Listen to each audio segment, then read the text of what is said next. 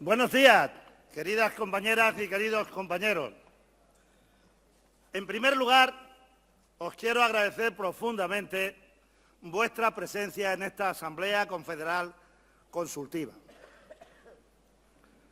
Y si me lo permitís, quisiera singularizar este agradecimiento en mis compañeros y compañeras, vuestros compañeros y compañeras de la UGT de Andalucía. Cuando entraba, me pusieron una pegatina. Aquí está. Boca arriba. Erguida, firme. Y me abordó un compañero de Cádiz y me dice: 12 horas de autobús. Han tardado 12 horas los de Cádiz, pero también los de Galicia o de cualquier otro lugar de nuestro país que naturalmente esté a 600 y pico kilómetros de distancia y no tenga transporte alternativo. Han venido aquí a celebrar esta Asamblea Confederal, a participar con nosotros. Y he singularizado en la UGT de Andalucía, yo que soy el secretario general de toda la UGT, porque sé que lo están haciendo muy bien en una situación muy difícil. Y quiero hacer ese reconocimiento público en la persona de la secretaria general de la UGT de Andalucía, la compañera Carmen Castilla.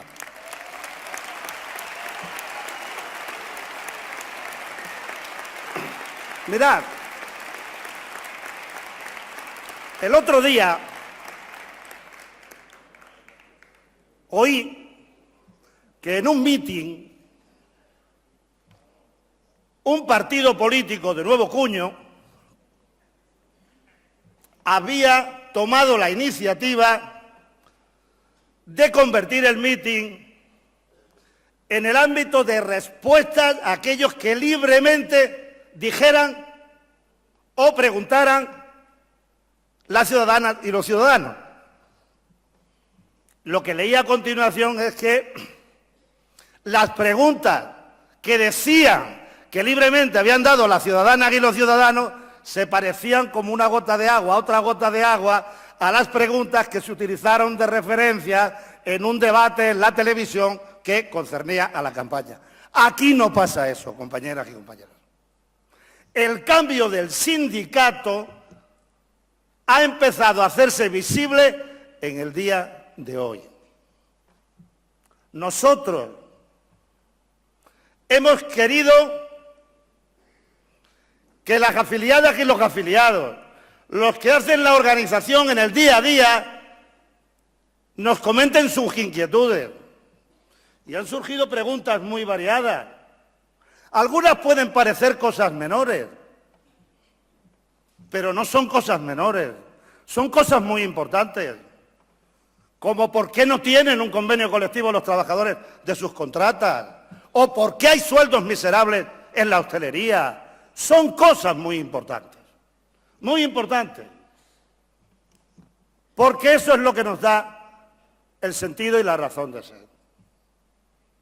La Comisión Ejecutiva Confederal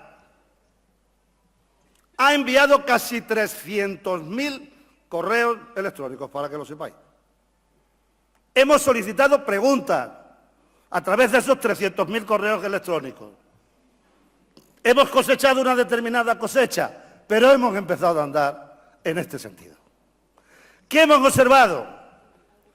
Que la organización está poco entrenada para utilizar este tipo de cauces. Que la organización está muy centrada en sus problemas, intentando resolver sus problemas, sobre todo los problemas sindicales, los que afectan a las trabajadoras y a los trabajadores.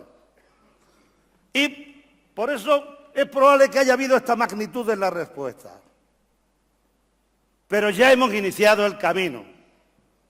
Este es el camino del cambio de la Unión General de Trabajadores. Y habréis visto que no ha habido ningún tipo de censura en las preguntas. Y habréis visto que no ha habido ningún tipo de censura en la respuesta. Probablemente la única organización que tiene esta línea de comportamiento. Mirad, quería leeros un par de párrafos. El primero dice así: por la Sociedad de Tejedores en Seda, Baldomero Mariné y Francisco Bofarul. Por el Comité de la Unión General de Trabajadores, Juan Grael y Antonio García Quejido. Así se inicia la convocatoria del primero de mayo, que se celebró en nuestro país, en Barcelona. Aquel 1 de mayo fue jueves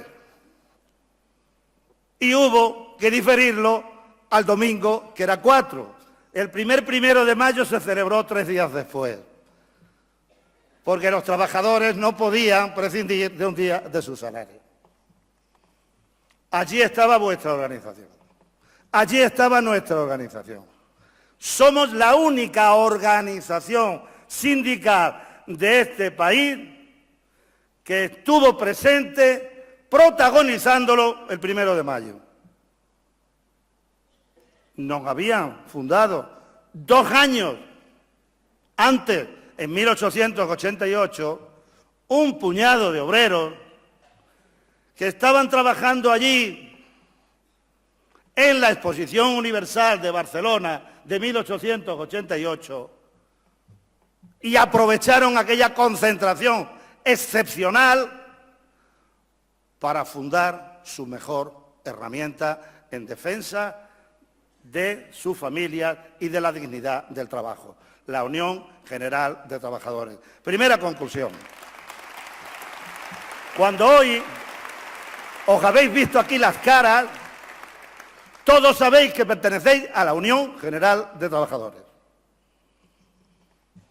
Eso forma parte del legado de nuestros fundadores, el sentido de pertenencia. No perdamos nunca el sentido de pertenencia a la Unión General de Trabajadores. Segundo párrafo. Que las secundarias cuestiones políticas quedan oscurecidas y olvidadas ante la grandeza del problema moderno de la distribución más equitativa de la riqueza colectivamente producida. Por otro nombre, la cuestión social. ¿A qué se dedica la Unión General de Trabajadores en el día de hoy? ¿A qué se dedica, querido compañero Víctor, la Confederación Sindical de las Américas en el día de hoy? ¿A qué se dedica la Confederación Europea de Sindicatos? ¿Por qué hemos estado en contra de las políticas de austeridad? Porque defendemos la redistribución más equitativa de la riqueza colectivamente generada. Ese también es un legado de nuestros fundadores. Ese objetivo que tiene una enorme actualidad, una plena actualidad. Nos fundaron para una distribución más equitativa de la riqueza.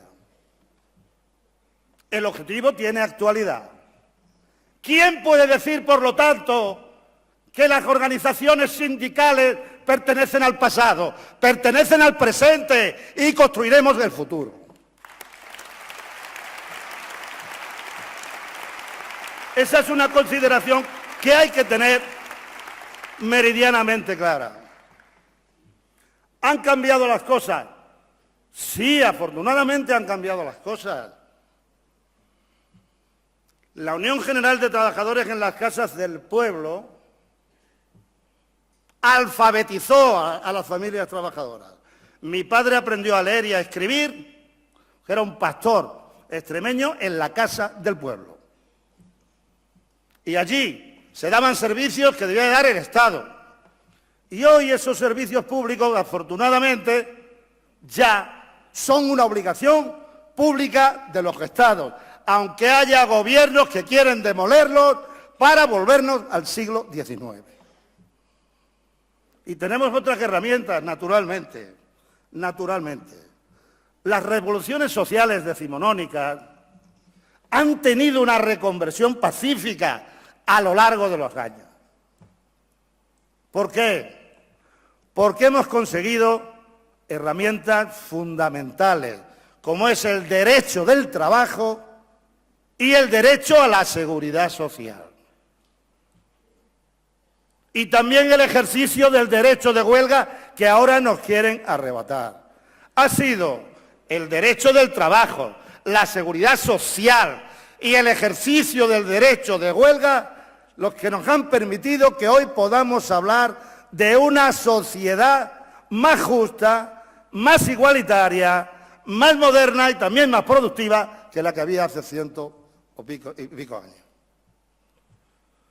Un derecho del trabajo y un derecho de huelga que nos los quieren arrebatar. Y yo recojo algunas de las exigencias que se han hecho aquí. No vamos a poder cambiar la reforma laboral por la negociación colectiva. Nuestro interlocutor no va a estar interesado.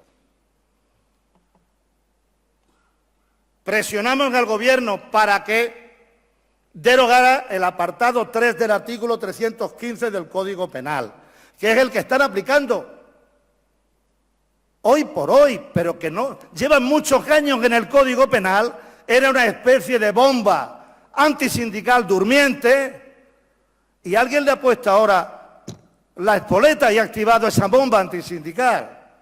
Le hemos pedido al Gobierno que lo derogue y no lo ha derogado. Por lo tanto, hay dos exigencias en el marco de las confrontaciones políticas que hay que mantener presentes: la eliminación del apartado 3 del artículo 315 del Código Penal y la derogación de la reforma laboral. Esas van a ser exigencias muy claras en relación con las próximas elecciones generales. La situación actual y la crisis, la recesión y la actual crisis ha tenido un efecto demoledor. Yo no me voy a extender porque desde distintos ámbitos y ángulos, desde distintas miradas, de todo esto hemos hablado. Simplemente quiero poner el énfasis en una situación. Se ha agudizado, porque no se ha iniciado en la actualidad, se ha agudizado la ruptura social y laboral, de género y generacional. Repito, de género y generacional. Y eso lo debemos de tener muy en cuenta. Que en este país una trabajadora tenga un año natural de 444 días en vez de 365 para tener que cobrar el mismo salario que un trabajador que hace su misma ocupación, esa situación denota que esta sociedad está enferma. Esta sociedad está enferma. Que necesite 11 años y medio más para tener derecho a una pensión que un trabajador denota que esta sociedad está enferma. Y eso lo tenemos que erradicar. Y la brecha generacional no es solo por los jóvenes. Tenemos roto en 3 fragmentos el mercado laboral.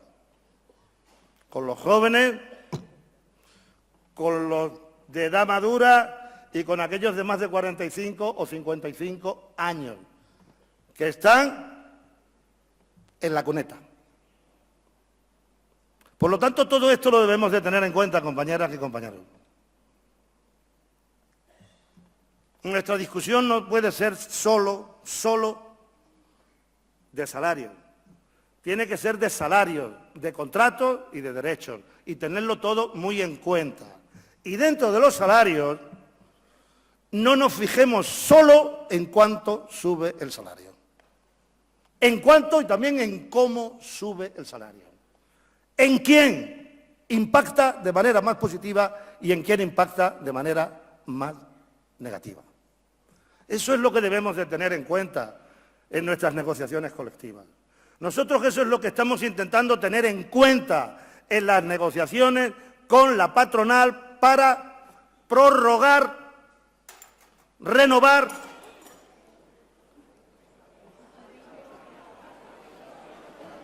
bueno,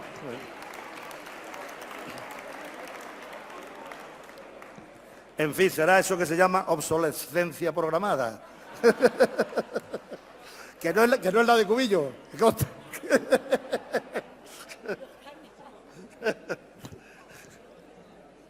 Como decía, compañeras y compañeros, esos deben de ser objetivos fundamentales. En la negociación con la patronal tenemos muy presente el IPC. Tenemos muy presente el IPC, porque cualquiera de las propuestas que aportamos a la mesa en materia salarial y cualquiera de las propuestas, más allá de las referencias que puedan tener, que nos respondan desde la patronal, inmediatamente hacemos una referencia al IPC. En ese aspecto tened tranquilidad. Nosotros tenemos una idea muy clara, que al igual que han sido los trabajadores con empleo, con el sacrificio de sus salarios y sacrificio de sus condiciones laborales, los que han permitido que en España se pueda hablar de recuperación económica, para que consolidemos la recuperación económica, los salarios y las condiciones laborales tienen que ser muy distintas. Dicho de otra manera, tiene que aumentar el poder adquisitivo de los salarios de las trabajadoras y trabajadores de nuestro país. Y tendremos que buscar un acuerdo, sabéis, compañeros, que nos permita, y voy a intentar ser, en cierta medida, preciso, nos permita obstaculizar lo mínimo a los sectores pujantes con capacidad sindical para favorecer lo máximo a los sectores, sobre todo trabajadores de pequeñas y medianas empresas, sectores muy fragmentados que necesitan una cobertura general para poder avanzar en sus salarios y en sus condiciones laborales. Esa es la línea roja que nos hemos planteado de cara a las conversaciones con la patronal.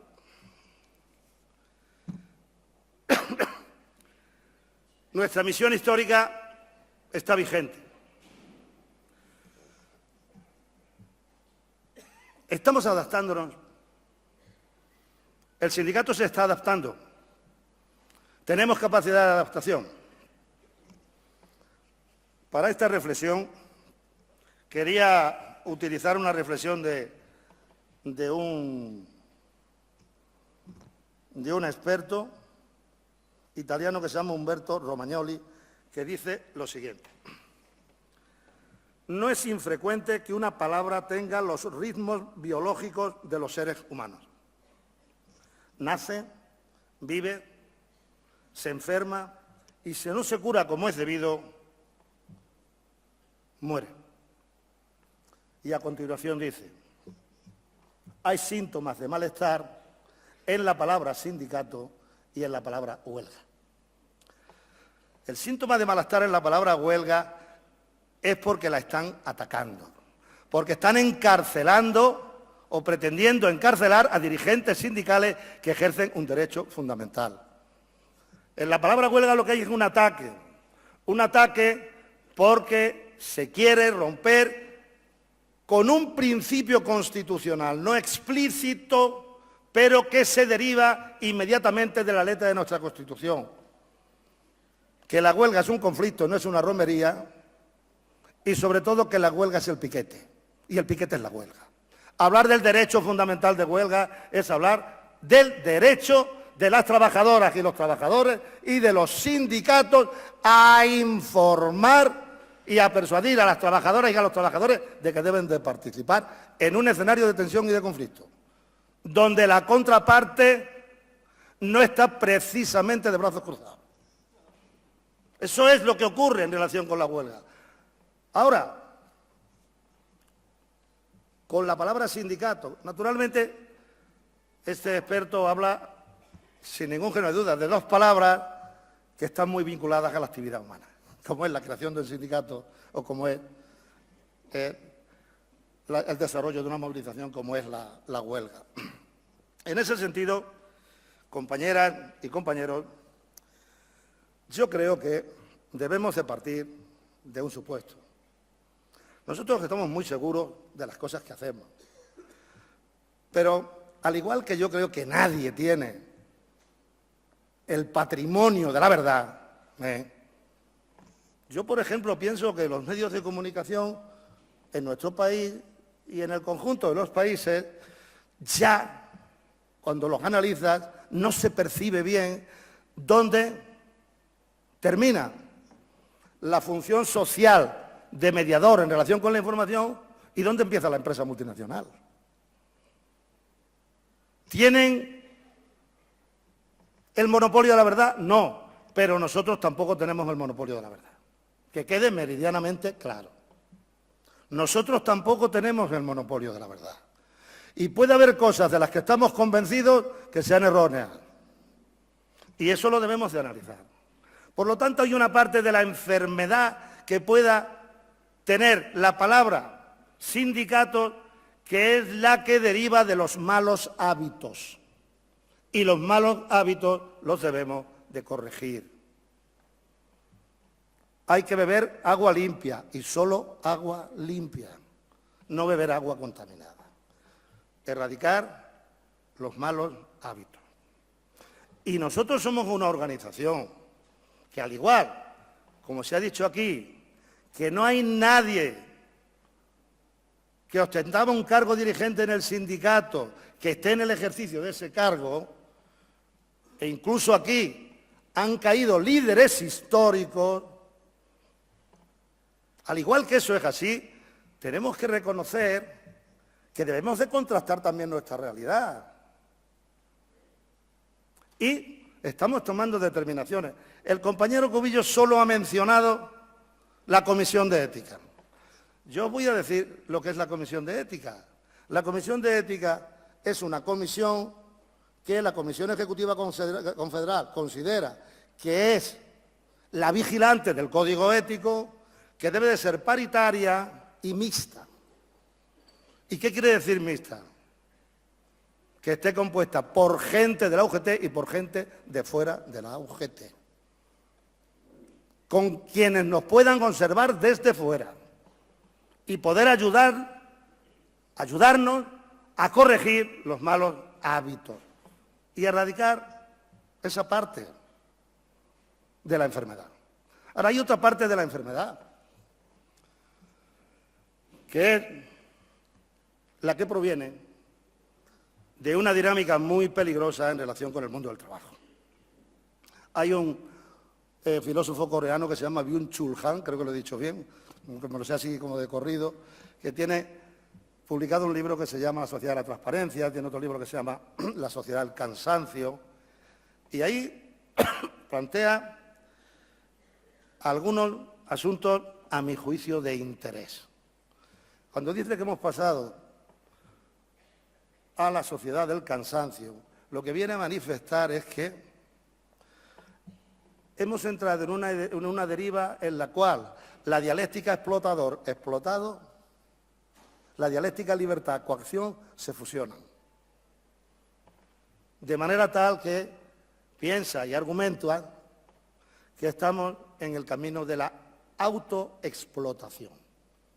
Es decir, que la libertad y la coacción se fusionan a través de esas palabras melifluas como la de los emprendedores y que tiene resuelto el capitalismo, por lo tanto, la labor.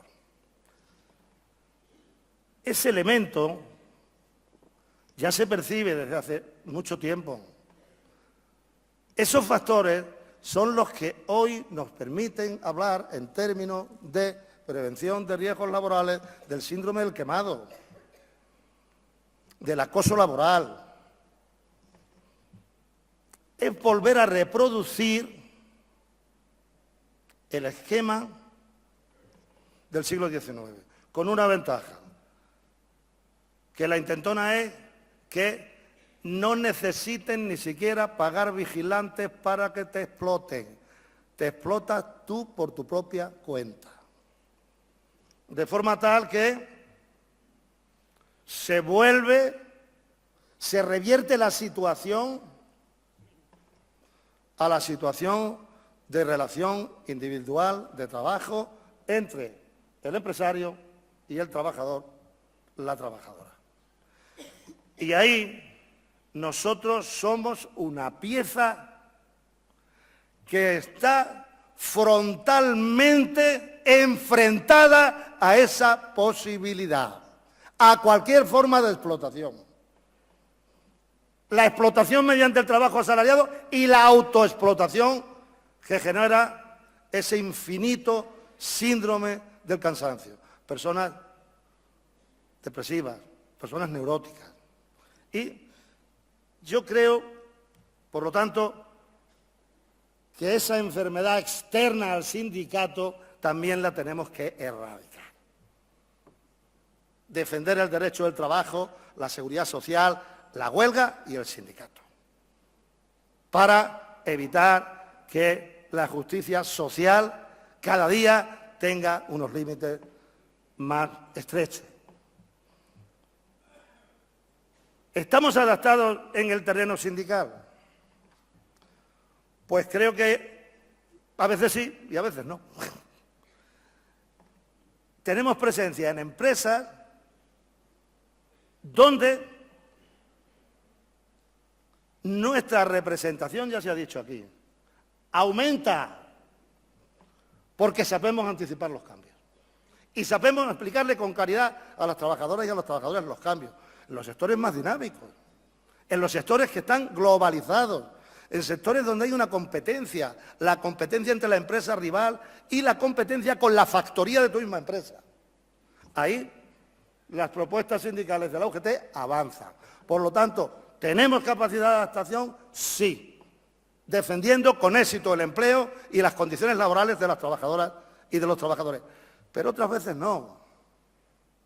Otras veces no. ¿Qué sabemos? Sabemos que en una empresa, si nuestros representantes trabajan todos los días, los trabajadores reconocen el trabajo de nuestros representantes. Eso lo sabemos. ¿Qué sabemos? Que si nuestros representantes se esfuerzan para conseguir una candidatura, aún en las condiciones más difíciles, consiguen una candidatura. Eso lo sabemos. Sabemos que si junto a esos dos factores anticipamos los cambios y tomamos a veces decisiones complicadas en el corto plazo, pero claves para asegurar el futuro del empleo en el medio plazo, los trabajadores no lo reconocen. Eso lo sabemos. Pero lo sabemos interpretar en unos sitios sí y en otros sitios no. Y sobre esa situación, ¿qué es lo que se superpone o te condiciona? El hecho de que el 99% de las empresas de nuestro país son empresas muy pequeñas. Muy pequeñas.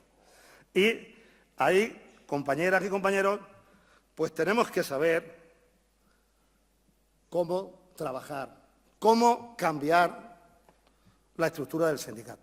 Donde tenemos secciones sindicales, en general lo hacemos bien. O muy bien. El problema es donde no tenemos secciones sindicales. ¿Y cuál es la alternativa? La alternativa es el esfuerzo común, el esfuerzo compartido. ¿Y cuál es la estructura sindical? En la sección sindical, la sección sindical. En el otro ámbito, los sectores de las federaciones estatales. Los sectores. Las estructuras de base. o, digamos, el canal en el que se articulan las estructuras de base. Y, por lo tanto, tenemos que abordar ese cambio del sindicato. Nosotros hemos declarado en el Comité Confederal, porque es una declaración, efectivamente, por unanimidad, que el año 2016 va a ser el año del cambio integral del sindicato, del cambio generacional en la representación confederal del sindicato.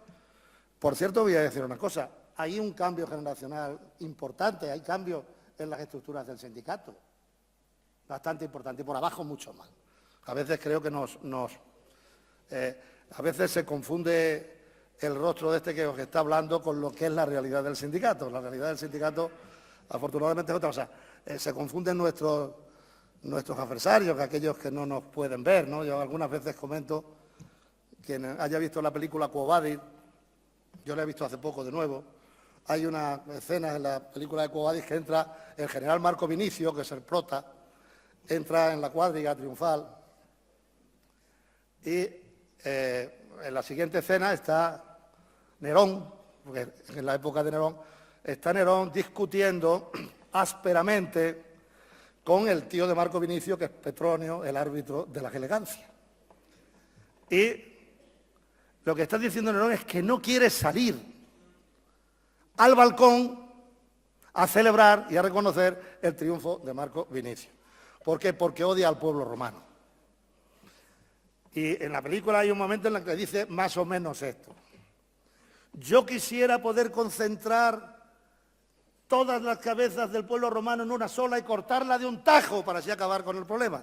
Hay quien se ha creído que cortando la cabeza del secretario general de la UGT acaba con su dolor de cabeza por soportar a la Unión General de Trabajadores. Pues no es así. No es así. No es así. Entonces, eso lo debemos de tener claro, pero sobre todo y fundamentalmente lo que debemos de tener claro es que cómo cambiamos el sindicato por abajo. Y en esas estamos. Y os voy a decir algo que hay que entenderlo cabalmente. Hemos aprendido en esta crisis y en los problemas que tiene que en este momento afrontar el sindicato una verdad. ¿Que somos un sindicato autónomo? Sí. ¿Que las estructuras son autónomas? Sí.